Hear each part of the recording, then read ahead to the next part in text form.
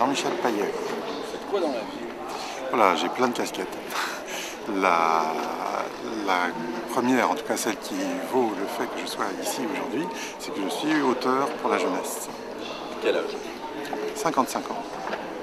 Non, la jeunesse. La jeunesse, quel âge a la jeunesse? Mais la jeunesse, elle a tous les âges. Vous savez, Tintin disait que c'était de 7 à 77 ans, alors moi je pense que je suis assez d'accord avec ça, donc je suis encore dedans. Mais si vous voulez savoir pour quelle tranche d'âge j'écris plus précisément, c'est vraiment la question qu'on me pose souvent. Et là, en général, je la retourne aussi. Vous voyez, j'ai plein d'échappatoires. Je la retourne aux parents en disant, vous savez si votre enfant est un bon lecteur ou pas. Parce que c'est vrai que j'ai écrit des livres assez gros qui sont plutôt pour des enfants, on va dire, des ados, hein, de 13-14 ans, mais j'ai des lecteurs de 10 ans qui s'y sont attaqués. Donc, je suis toujours étonné de voir ça. Est-ce que vous leur parlez comme à des adultes? Oui, parce que je m'adresse quand même pas aux tout petits. Donc évidemment, je m'adresse quand même à des enfants qui savent lire et qui lisent, qui sont de bons lecteurs. Donc je m'adresse, c'est vrai que quand j'écris, je sais quand même que ça va être pour la jeunesse. C'est-à-dire que quelquefois, il y a une tournure de phrase, un substantif ou une notion qu'il faut éviter ou en tout cas éclaircir. Donc j'ai quand même ça dans la tête. Mais une fois dit ça, quand j'écris pour moi d'abord. C'est votre plaisir d'abord, avant tout? Si les heures et les heures que je passe devant un écran, elles ne sont pas toujours faciles, mais s'il n'y avait quand même pas de plaisir à ce moment-là, ça serait quand même très difficile. Non. Pourquoi écrire pour la jeunesse et pas pour les adultes? C'est un choix? C'est certainement un choix, oui, c'est certainement un choix, mais qui ne se fait pas si consciemment que ça, en fait. Moi, j'ai commencé en étant illustrateur. Donc, j'ai illustré pas mal de livres et le marché, on va dire, pour un illustrateur est quand même plus, en dehors de la bande dessinée, mais si on veut illustrer des livres, c'est quand même plutôt dans la jeunesse. Donc, du coup, ça m'a donné des contacts, des façons de voir, de lire des textes et puis après de les écrire qui m'ont fait... J'ai aucune limite, enfin je ne me sens pas du tout bridé par le secteur jeunesse, c'est surtout ça, j'ai plutôt la sensation d'avoir peut-être plus de liberté que si j'écrivais pour les adultes. C'est souvent ce qu'on entend, on a plus de liberté justement parce que les adultes ne lisent pas les livres pour la jeunesse, donc on peut raconter plus de choses. Il y a ça, et puis on n'est pas tenu par les courants littéraires. Est-ce que je dois être dans l'autofiction ou pas dans l'autofiction? Est-ce que voilà, toutes ces grosses angoisses qu'ont les auteurs pour adultes, je ne sais pas si on tous cette angoisse-là, mais enfin en tout cas, pour la jeunesse, il est certain qu'on s'adresse à un public pour lequel il n'y a pratiquement pas de stars, à part un ou deux noms internationalement connus, mais sinon très peu. Donc les enfants, ils attendent l'histoire, et on leur raconte une histoire. Je pense que c'est la base. Alors, sur le développement durable, qu'est-ce qu'on peut raconter comme histoire? Les quantités d'histoires.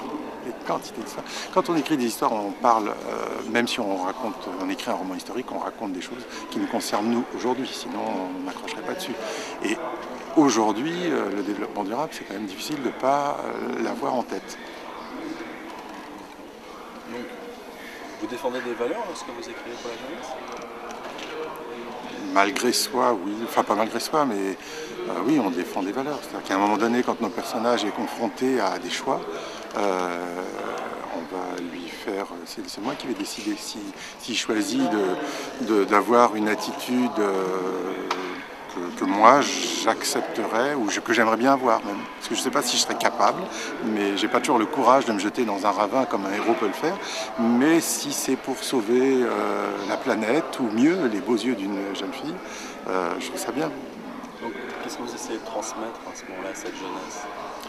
En fait, le point de départ de mes livres, c'était pas tellement d'essayer de transmettre. On parle beaucoup du développement durable en disant, vous vous rendez compte, si vous n'arrêtez pas le robinet quand vous lavez les mains, ou si vous continuez à utiliser votre véhicule personnel, la planète, dans 10 ans, dans 20 ans, ça va être catastrophique. Et puis en fait, on ne sait jamais, les informations bougent. Est-ce que c'est dans 10 ans qu'on va voir la catastrophe, dans 50 ans? On ne sait pas. Et je me suis dit, le plus simple, c'est d'aller voir.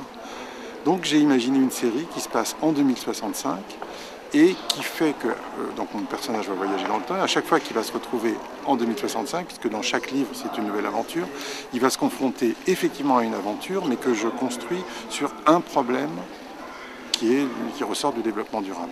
Donc je ne cherche pas tant pour le lecteur à lui donner des règles, voilà, mais de lui dire Voilà ce qui se passe, voilà ce qui peut se passer. Maintenant, à toi de faire tes choix aujourd'hui et en fonction de ce que tu as lu, de ce que j'ai imaginé pour demain. Donc vous lui demandez en fin de compte de se construire un esprit critique en lisant vos livres? J'espère.